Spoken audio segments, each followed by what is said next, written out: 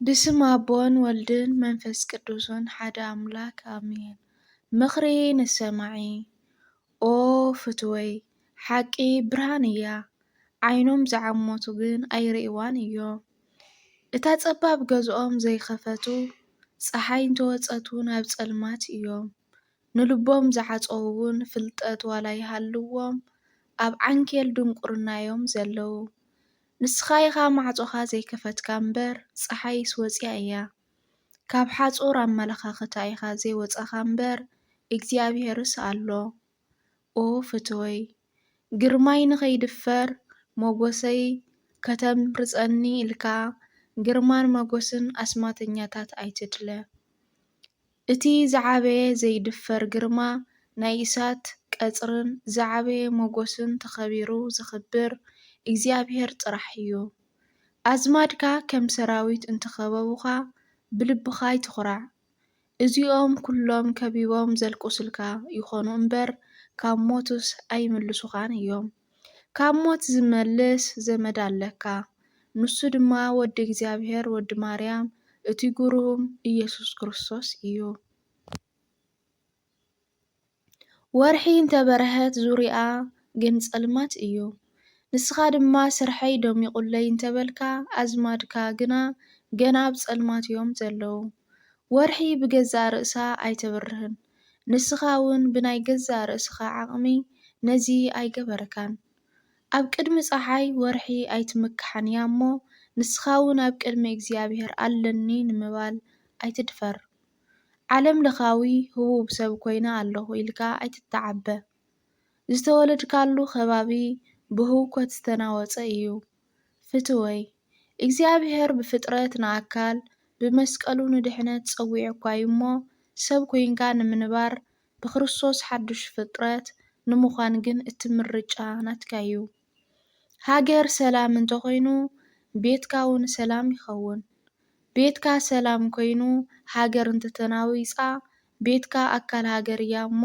ክትናወፅ እያ ብዛዕባ ገዛኻ ዘይኮነ ብዛዕባ ሃገርካ ሕሰብ ናይ ሃገር ሰላም ንኹሉ ኣኺሉ ዝተርፍ እዩ ሰላም ኣብ ዘይብሉ ሃገር በዓል ፀጋ ካብ ምዃን ሰላም ኣብ ዘለዎ ሃገር ድኻ ምዃን ይበልፅ ሙልዮናት ገንዘብ ኣብ ባንኪ እናሃለዎም ብጥሜት ዝሞቱ እንተደኣ ኣለዉ ሃገሮም ዝተናወፀት ወገናት እዮም ፍትወይ ምኽሪ ምስ እትሰምዕ ብናፃ ክትምሃር ኢኻ ምኽሪ ኣይሰምዕን እንተበልካ ግን ብዋጋ ከም እትምሃር ፍለጥ ብዋጋ ምምሃር ግን ኣድካሚ ከምኡ እውን መሪር እዩ በሊሕ እንተኾይንካ ኣብ ሰብ ብዝወረደ ክትምሃር ኢኻ ዓሻ እንተኾንካ ግን ኣብ ነብስኻ ምስ ወረደ ክትምሃር ኢኻ ፍትወይ ዝዓበየ ጅግንነት ትዕግስቲ ዝዓበየ ጥበብ ንእግዚኣብሔር ምፍራሕ ዝዓበየ ምስትውዓል ግፍዒ ዘይምስራሕ ዝዓበየ ስልጣን ርእስኻ ምግታእ ዝዓበየ ሃፍቲ ፍቕሪ ዝዓበየ ህያብ ክርስቶስ ዝዓበየ ምምጽዋት ፍልጠት ምዃኑ ይትረስዕ ኣብ ዓመት ዝኣከብካዮ ኣብ ሓንቲ መዓልቲ እትብትኖ ብቁጣዓኻ እዩ እሞ ኣይትቆጣዕ ቁጣዓ እንዳፈለጥካ ከም ዘይፈለጥካ ደኺምካ ከም ዘይደኸምካ ዝገብር ኣብ ጽቡቕ መሰረት ብቓንጫ ገዛ ዝሰርሕ እዩ ብገዛ ኢድካ ንዋጋኻ ከይተናእሶ ቁጣዓኻ ተቋጻጸር ፍትወይ ቁጣዓ ንግዚኡ ናይ ትኽክለኛ ስምዒት ዝህብ ቀፂሉ ግን ጥፍኣት ዝእውጀልካ እዩ እሞ ኣይትቆጣዕ ንቁጣዓኻ እንተተዓገስካዮ ገዲፉካ ይኸይድ ተተኣዚዝካዮ ግን ክዋግኣካ ይነብር ብቁጣዓ ዘፍረስካዮ ብትዕግስቲ ክትሃንጾ ከቢድ እዩ እሞ ኣይትቆጣዕ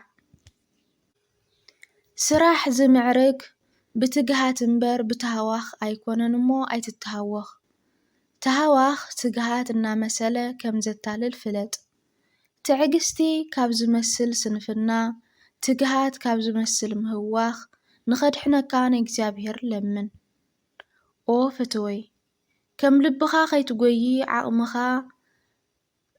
ዝሕዘካ ገደብ ዘለካ ፍጡር ምዃንካ ትረዳእ ከም ዓቕምኻ ከይትጐዪ ስንፍና ራእይ ኣልቦነት ከይሕዘካ ግን ተጠንቀቕ እትሰርሕ ብግዜኻ እዩ።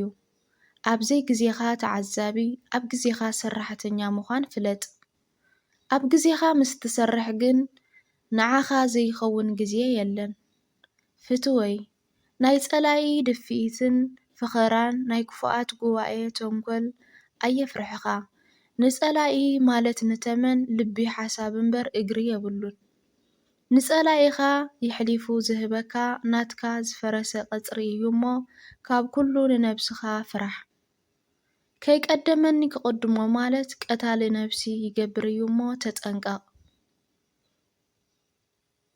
ሓለዋ ንዘይድቅስ ጐይታ ገዲፍካ ንስኻ ስራሕኻ ስራሕ።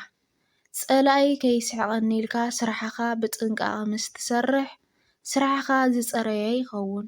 ጸላኢኻ ምስ ትፈልጦ ናይ ደረጃን ናይ ጽሬት በዓል ስልጣን ምዃን ፍለጥ። ብረት ተንበርኪኽካ እዩ ዝትኰስ። ክርስቲያን ዝዋጋእ ኸዓ ብብርኩ ተንበርኪኹ ብምጽላይ እዩ። ብምንብርካኽ ይከኣል እዩ እሞ ንስኻ እውን በርትዕ።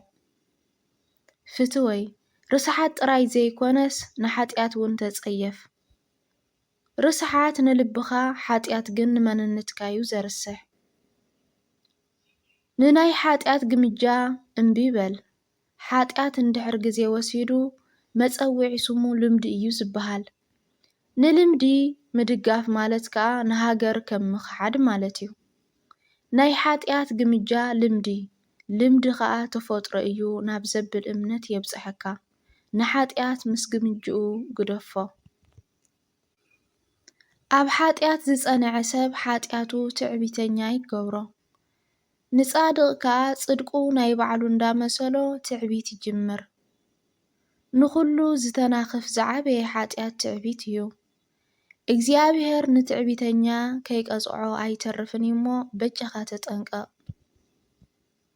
ምስ ኣደ ምንባር ፈራሕ፣ ምስ ጓል ኣንስተይቲ ምንባር ቀይዲ በትኽ፣ ምስ ወዲ ተባዕታይ ምንባር ናይ ጐንፂ፣ ምስ ሃፍታም ምንባር ሓላሚ፣ ምስ ድኻ ምንባር ጸላም፣ ምስ መትዓቢትካ ምንባር ናይ ፍልጠት ድኻ፣ ምስ ወፊፍ ምንባር ሓፋር፣ ምስ ቁጥዕ ምንባር ሕሙም፣ ምስ ኣረማዊ ምንባር ኣመንዝራ፣ ምስ ቀሳውስቲ ምንባር ተጫራቒ ማለት መስሓቒ፣ ምስ ወረኛ ምንባር ቂመኛ ከይገብረካ ተጠንቀቕ።